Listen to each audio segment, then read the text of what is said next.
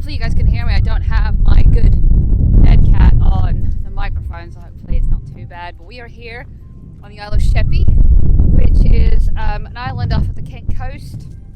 Quite windy today out here, but we're kind of on the estuary. It's south of the Thames estuary, but we're gonna go see if we can find some birds. Oh, Cody's wandering off. Cody, come on, let's go. Going deafer and deafer all the time, but got all these bird hides. I keep seeing these big white birds out here, so I'm gonna see what they are.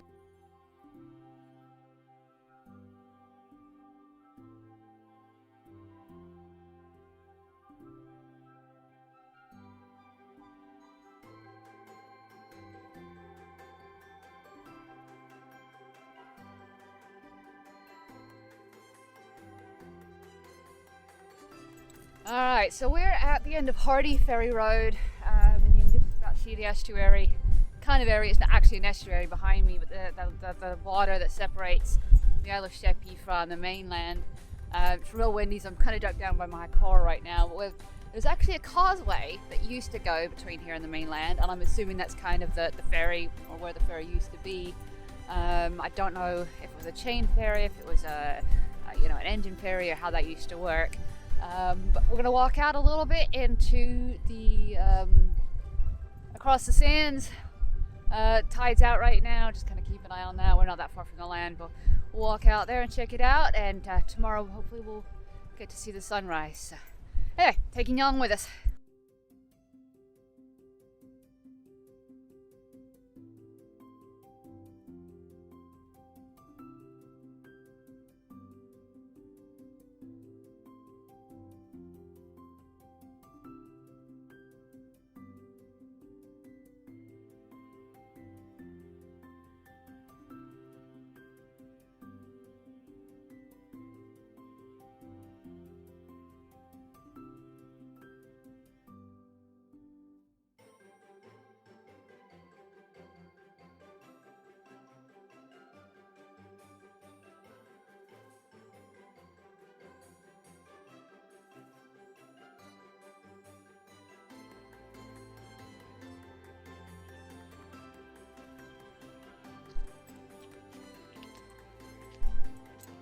Come on, go over.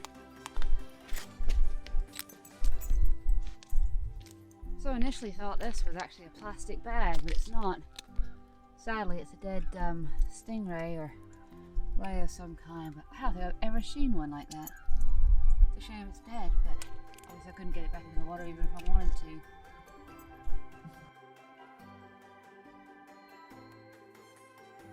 Oh wow, that was a sunrise worth getting up for, I tell ya.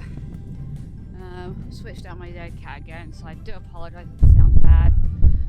We're going to do a quick walk along through the marshes, Hardy Marsh, see if we can see any decent wildlife. I've seen a lot of birds around here. Definitely a slightly chilly morning. Some good footpaths. Check it out and see what we can see.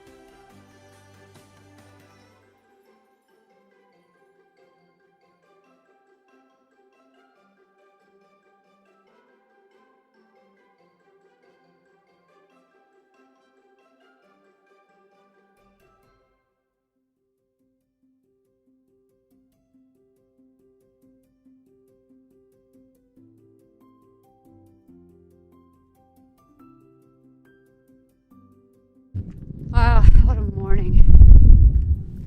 Beautiful morning through the marshes here. Sunrise walk, sort of.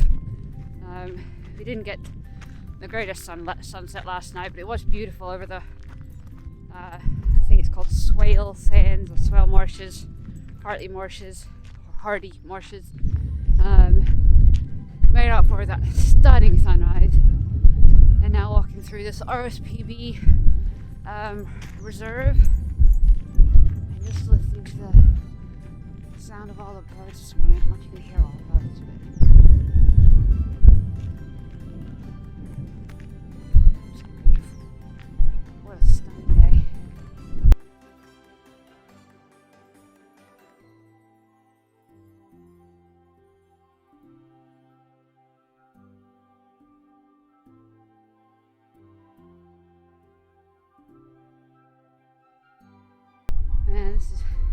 sun's already warming up the day pretty quickly. My legs are quite cold, but we're seeing the first signs of spring. I keep seeing the occasional bee, which is really heartening. The weather's warming up. It's supposed to be gorgeous today, 70 or 20-ish, whatever that's supposed to be. We're seeing the buds on the trees, and after a long cold winter,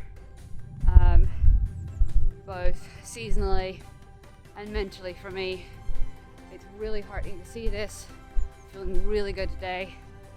Definitely needed this after the cancelled Norfolk trip, and then lockdown and mud season when I don't unfortunately get out very often. So this is absolutely beautiful. Loving seeing this. It really makes you feel good to see life starting to spring anew. Well, that was definitely quite cool. You don't see too many hares just walking out, and that guy just kept coming towards us, and he finally realized, I think, that we were standing there. I guess we were quiet enough, but that was kind of neat to see that. Not a ton of wildlife other than birds through here, so kind of neat. It's actually the second one I've seen. Saw another one first thing this morning alongside the road as I was going to see the sunrise. So yeah, I don't usually see them. In fact, I think those are the first two hare that I've seen in the UK. Used to see a lot in the States, but the first two that I've seen in the UK, so that's kind of cool.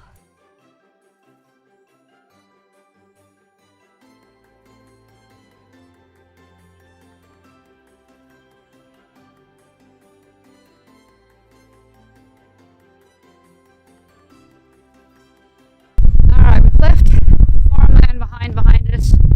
Started making our way back to shell nests. So what we've entered is the Swale National Nature Reserve, which is a protected wetland. And it used to be a salt marsh, but it's now been cut off from the sea by a seawall. And it's a process that was thought to have been started by the Romans just to make sure that this was usable land. It's home to a big variety of very protected, very special species. You'll see marsh harriers out here, oyster catchers, lapwings, violet bugloss as far as flowers go. And we are just making sure that we are finding the right path. I think I'm on the wrong one here. So we're basically following these earth berms all the way around to stay out of the water. And I don't know if you can see up behind me, there's a bunch of mounds which are thought to be old salt works from the area. Couldn't quite get a date on these, but I think that's quite interesting. There's a lot of history here, just like elsewhere in the UK. But there's actually one section that's a little spit of land, even more heavily protected than the rest of this nature reserve, where people, especially dogs, cannot enter. It's a winter nesting site for 20,000 some or several thousands and thousands of birds. So it's a protected area that no access is allowed.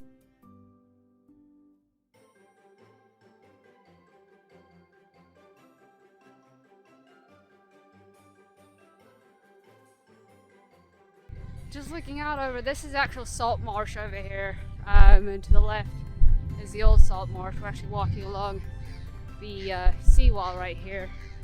This is very, very reminiscent of peat bog up in the Lake District or the moors, but very, very different makeup, obviously, being over at sea level.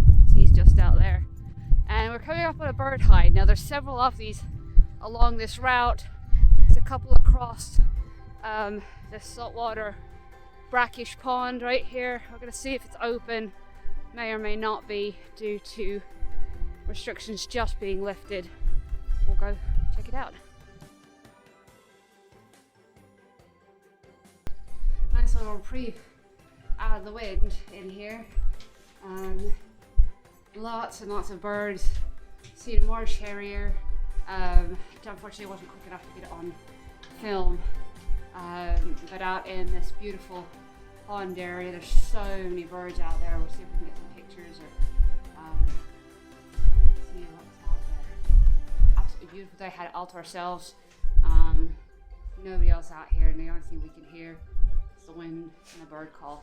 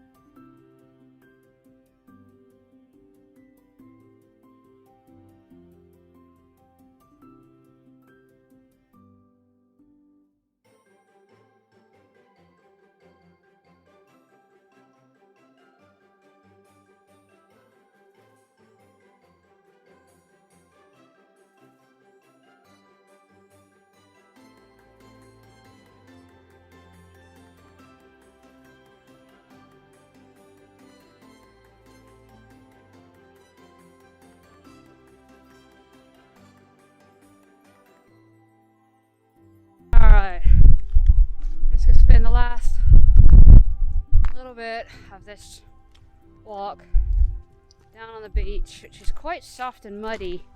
It's definitely not your typical sandy beach, and obviously the further out you get, the more dangerous it would be.